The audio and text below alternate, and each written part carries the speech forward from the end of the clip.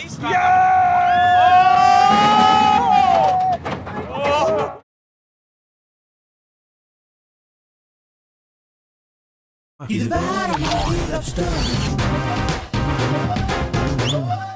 உலகம் நேயர்களுக்கு வணக்கம். நான் உங்க ஈஜே சது. இன்னைக்கு நம்ம எங்க வந்திருக்கோம்னா, ஆஹா தமிழ் ஓடிடியில் ரிலீஸ் ஆயிருக்க வேற மாதிரி ஆஃபீஸ் சக்ஸஸை தொடர்ந்து வேற மாதிரி லவ் ஸ்டோரி வந்து பயங்கரமா ஹிட்டா போய்கிட்டு இருக்கு.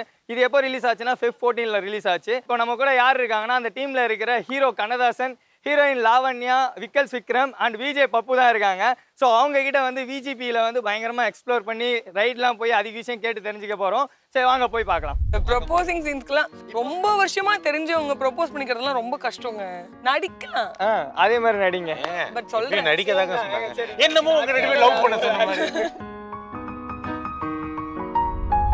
இந்த லவ் எனக்கு லைஃப் லாங் வேணும்னு தோணுது. I love you so much.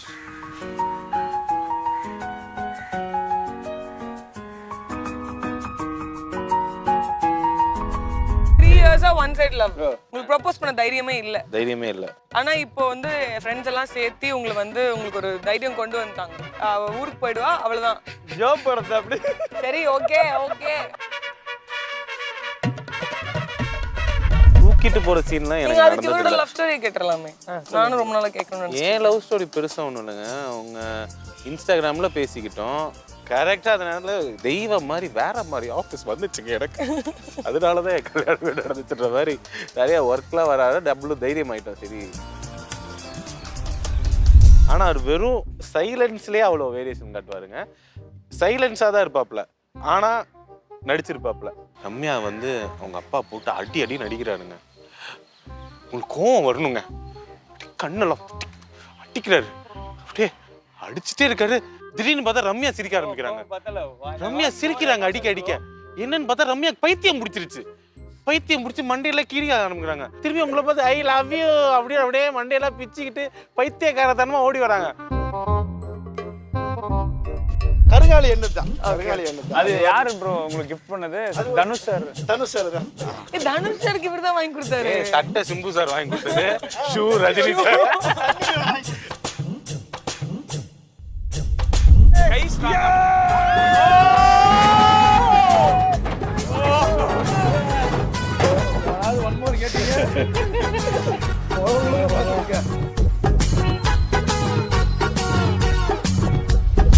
Hi, வணக்கம். எப்படி இருக்கீங்க? வணக்கம். சூப்பரா இருக்கும். ஓகே, இப்போ வேற மாதிரி லவ் ஸ்டோரி. ஸோ வேற மாதிரி என்ன பண்ண போறீங்க இதில்? அது உண்மை என்னன்னா, வேற மாதிரி ஆஃபீஸ்னு வச்சோம். அதுவே ஏன் வச்சோன்னு எங்களுக்கு தெரியாது. பட் வச்சோம், ஹிட் ஆயிடுச்சு. ஒரு விஷயம் ஹிட் ஆயிடுச்சுன்னா அது எல்லா இடத்துலையும் பயன்படுத்திடணும்ல. அது மாதிரி வேற மாதிரி லவ் ஸ்டோரி. நாளைக்கு லஞ்ச் பிரேக்ல எடுத்தோம்னா வேற மாதிரி லஞ்ச் பிரேக். இந்த ப்ரோமோ பாருங்களேன், கீழே நீங்களே வேற மாதிரி ப்ரோமோ அப்படின்னு போட்டுருவீங்க. சரி, இப்போ அடுத்தது என்ன பேர் வைக்க போறீங்க? ஏதாவது ரெடி பண்ணிட்டீங்க? இல்லைங்க, அடுத்து குழந்தையே பிறந்தாலும் வேற மாதிரி அப்படிதான் வைக்கலாம்னு இருக்கோம். வேற மாதிரி ஒரு குழந்தை இந்த மாதிரி தான் வைப்போம். இதுல வந்து ஸ்பெஷலா பார்க்கணும் அப்படின்னா இந்த விஷயம் சூப்பரா இருக்கும் அப்படின்னு என்ன சொல்லுவீங்க? கதைலாம் இருக்கும், புதுசா இருக்கும். அந்த மாதிரி கதை புதுசா இருக்கும். கதை இருக்கிறதே கொஞ்சம் புதுசா இருக்கும்.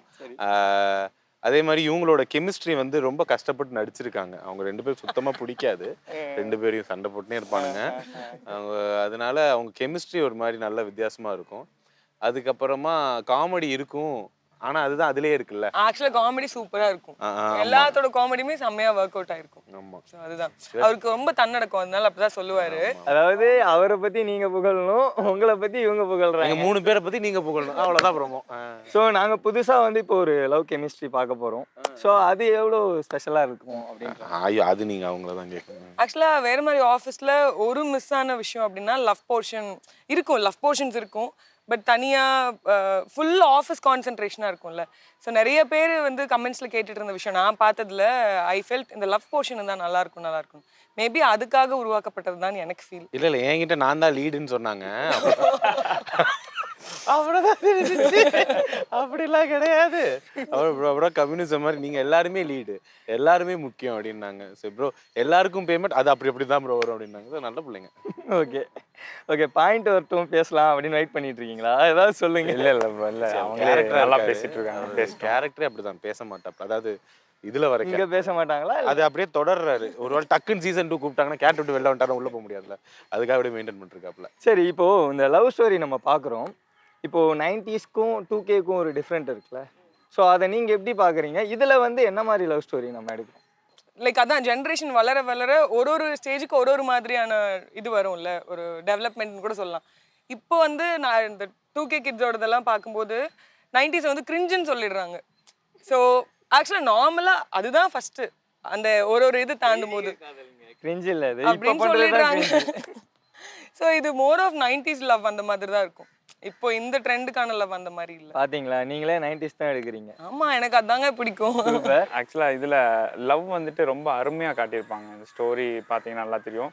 வேறு மாதிரி ஆஃபீஸ் வந்துட்டு உங்களுக்கு ஃபுல்லாக ஆஃபீஸ்லேயே நடந்திருக்கும்.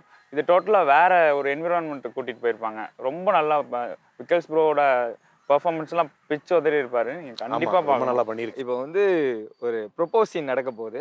ஸோ அது எப்படி பர்ஃபார்ம் பண்ண போறீங்கன்றது வந்து லைவாக பார்க்க போகிறோம். இந்த ப்ரொபோசிங் சீன்ஸ்க்குலாம் ஒரு விஷயம், 2 பேர் ஆர்டிஸ்டா இருக்கும்போது ஈஸி பண்றது. ரொம்ப வருஷமா தெரிஞ்சவங்க ப்ரொபோஸ் பண்ணிக்கிறதுலாம் ரொம்ப கஷ்டங்க. ஆக்சுவலி சிரிப்பு வரும். திடீர்னு நடிக்க சொல்லியிருக்காங்க. நடிக்கலாம், அதே மாதிரி நடிங்க. பட் இப்பயும் சொல்றேன் நடிக்கதாங்க சொன்னாங்க. என்னமோ உங்க ரெண்டு பேரும் லவ் பண்ண சொன்னாங்க. ரம்யா, சத்யா சார்,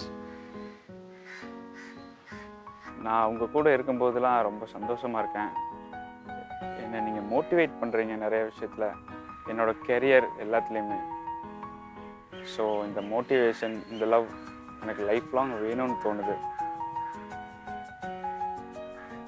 நான் உடனே உங்கள் பதில் எதிர்பார்க்கல, டைம் எடுத்துக்கோங்க. But I love you so much.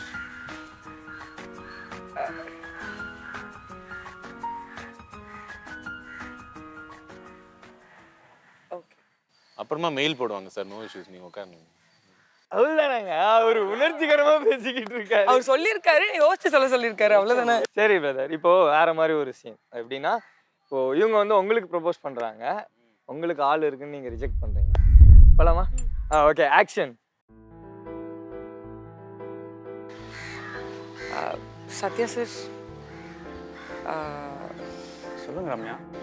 இல்லை, நான் உங்ககிட்ட ஒரு விஷயம் சொல்லணும். சொல்லுங்க.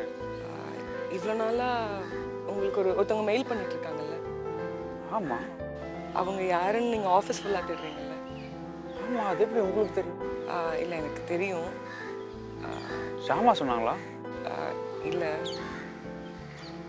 அந்த அனானிமஸ் மெயில் நான் தான்.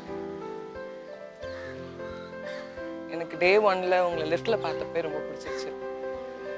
இது எப்படி சொல்கிறது, எங்கேருந்து ஸ்டார்ட் பண்ணுறதுன்னு தெரியல. இதுக்காக ஒரு நாளுக்கு தான் நான் வெயிட் பண்ணிட்டு இருந்தேன். நீங்கள் இருக்கும்போது நான் ரொம்ப செக்யூர்டாக ஃபீல் பண்ணுறேன். எனக்கு எல்லாமே கிடைச்ச மாதிரி இருக்குது, ரொம்ப நிறைவாக இருக்குது நீங்கள் என் கூட இருந்தால். நான் என் அப்பாவை மிஸ் பண்ணல, என்னோடய ஃப்ரெண்ட்ஸை மிஸ் பண்ணல. உங்கள் கூட இருக்கும்போது நான் 100%ஆக இருக்கேன். அண்ட் என்னோட க்ரோத்துக்கு நீங்கள் ரொம்ப ஹெல்ப் பண்ணுறீங்க. Thank you so much sir. இது லைஃப் லாங் என் கூட இருக்கணும்னு ஆசைப்படுறேன்.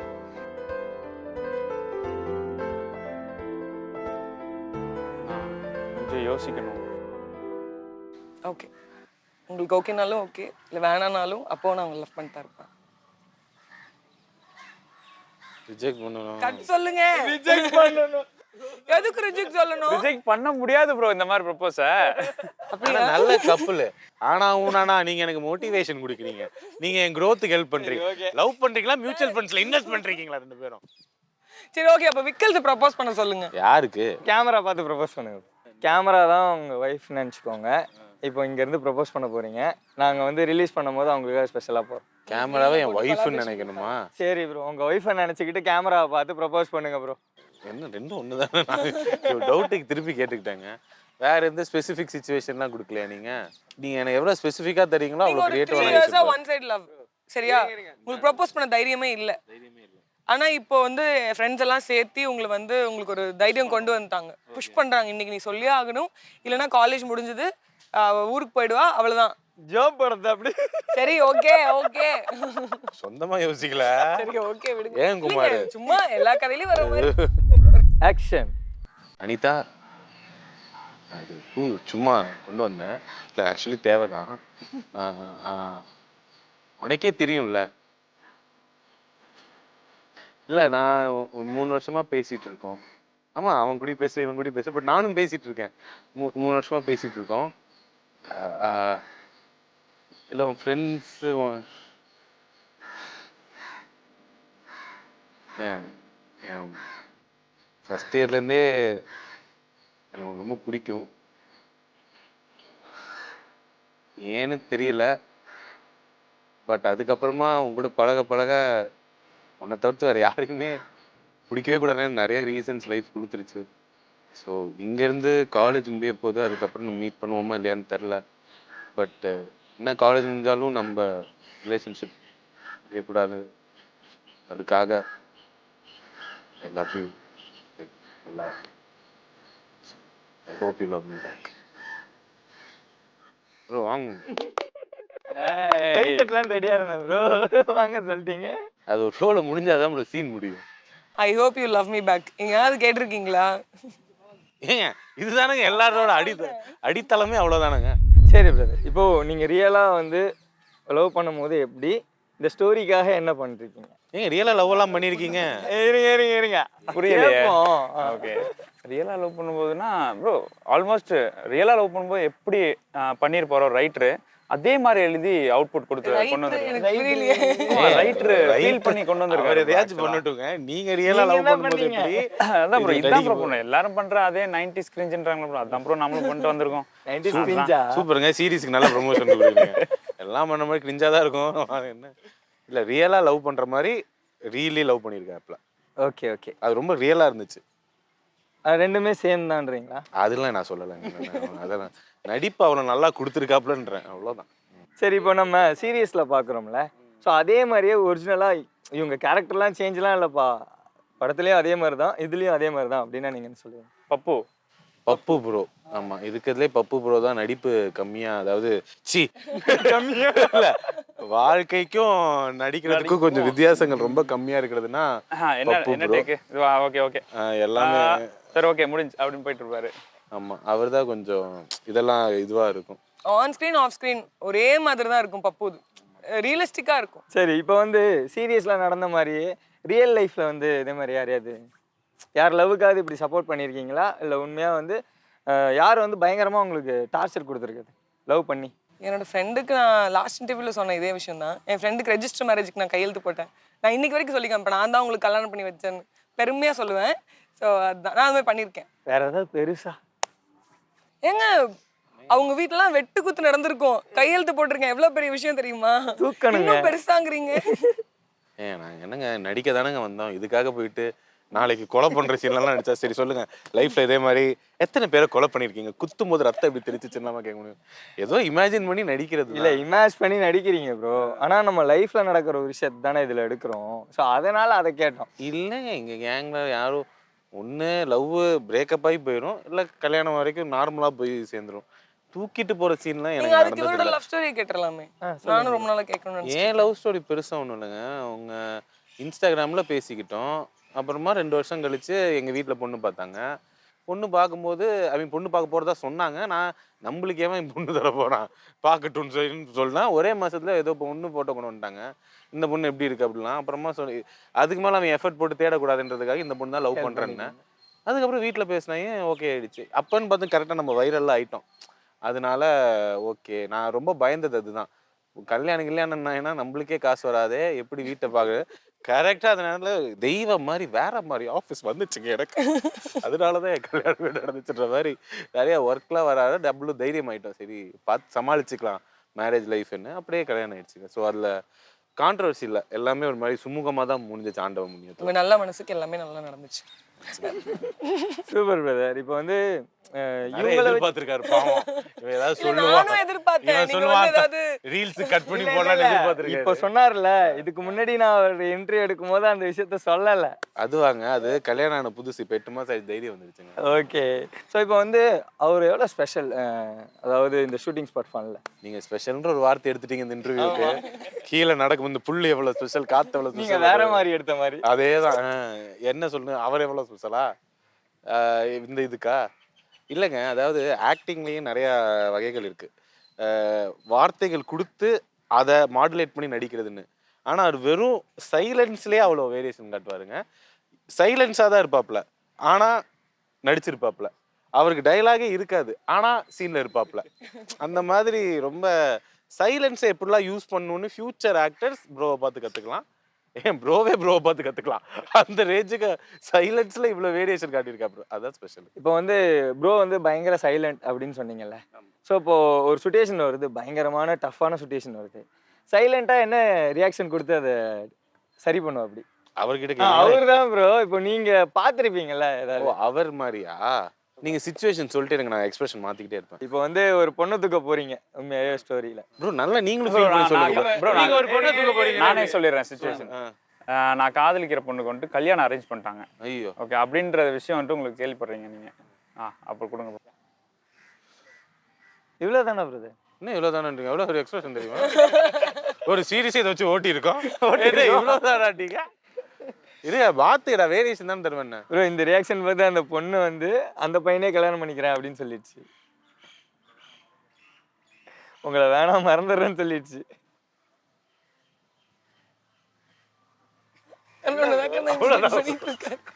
அதுக்கு மேல கொஞ்சம் வந்து ஸ்லோ மோஷன் இதே பண்ணுவாப்ல, அப்புறம் பின்னாடி மியூசிக் போடுவேன். இப்போன்னு பார்த்து அந்த கல்யாணமே நின்று போச்சு. இவரோட இருக்கலமா இல்ல அந்த பையனோட? அந்த பொண்ணோட கிடையாது, சிரிக்கிறேன், அதான் சிரிச்சிட்டேன். தேங்க்ஸ் மாமா. பிரதர் இப்போ இவங்க பர்ஃபார்ம் பண்ணிட்டாங்க, இதே சுச்சுவேஷனை நீங்க ரியலா பண்ண போறீங்க. வாரே வா ப்ரோ. நான் நரேஷன் தரவா? ரம்யா வந்து அவங்க அப்பா போட்டு அடி நடிக்கிறாருங்க. உங்களுக்கு கோவம் வரணுங்க. கண்ணெல்லாம் அடிக்கிறாரு, அப்படியே அடிச்சுட்டே இருக்காரு. திடீர்னு பார்த்தா ரம்யா சிரிக்க ஆரம்பிக்கிறாங்க. ரம்யா சிரிக்கிறாங்க அடிக்க. என்னன்னு பார்த்தா ரம்யா பைத்தியம் முடிச்சிருச்சு. பைத்தியம் முடிச்சு மண்டையில கீழிக்க ஆரம்பிக்கிறாங்க. அப்புறம் அவங்க அப்பா போட்டு அடிக்க ஆரம்பிக்கிறாங்க. அப்புறம் அப்பா போட்டு அடிச்சவங்க டக்குன்னு உங்க பக்கம் திரும்பிட்டாங்க. திரும்பி உங்களை பார்த்து ஐ லவ் யூ அப்படியே மண்டையெல்லாம் பிச்சுக்கிட்டு பைத்தியக்காரத்தனமா ஓடி வராங்க. ஓடி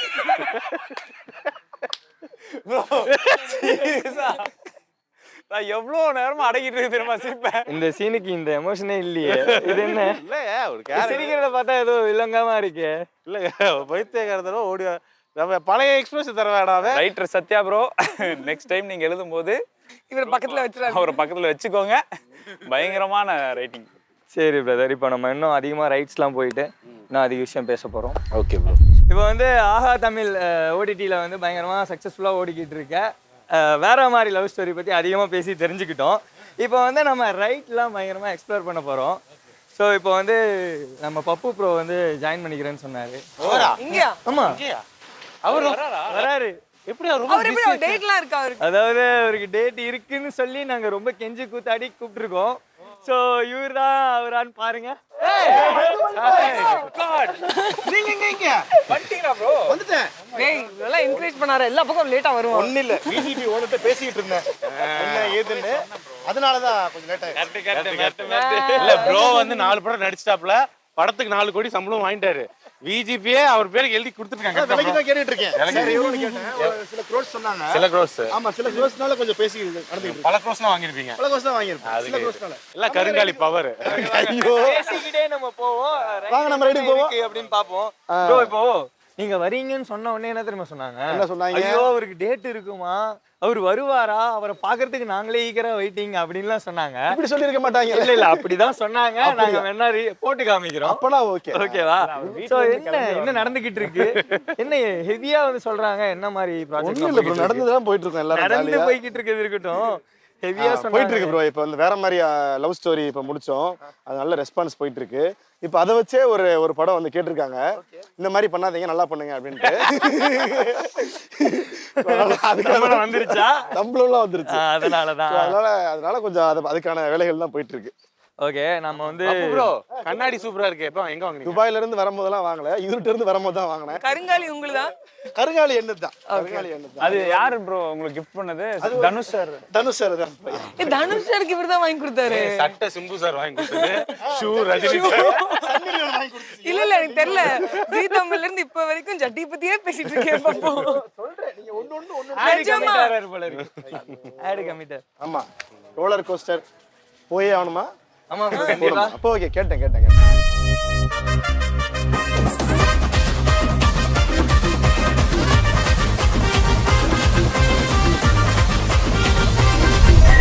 ஓகே வர சொல்றதுக்குள்ள போயிட்டாங்களே ப்ரோ. எல்போ வச்சு நல்லா லாக் பண்ணி பிடிச்சுக்கோங்க. பிடிச்சுக்கோங்க. L5 ஐயோ மஞ்சுமல் பாய்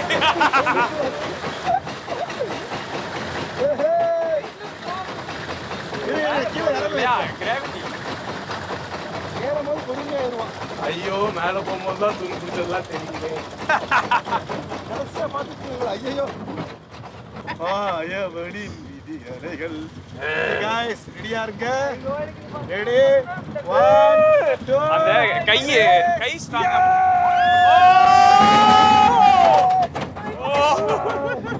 என்னங்க தூக்கில ஆமா ப்ரோ கண்ணெல்லாம் முறுதுங்க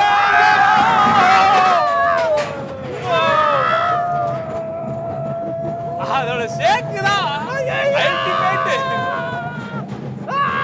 ஓ கன்ஃபார்ம் அது பறந்திருக்கு மண்டையில அடி பிரேக் போடு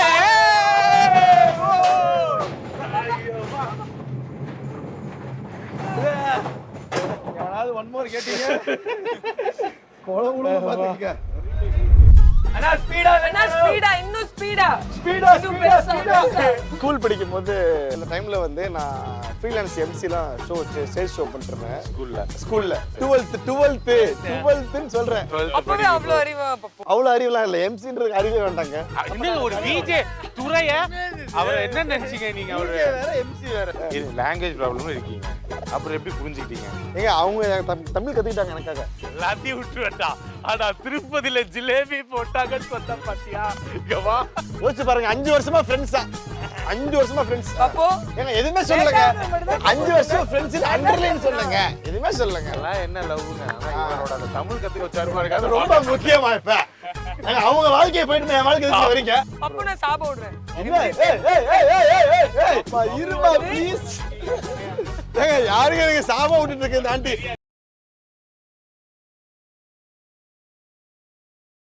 இது வேற மாதிரி love story.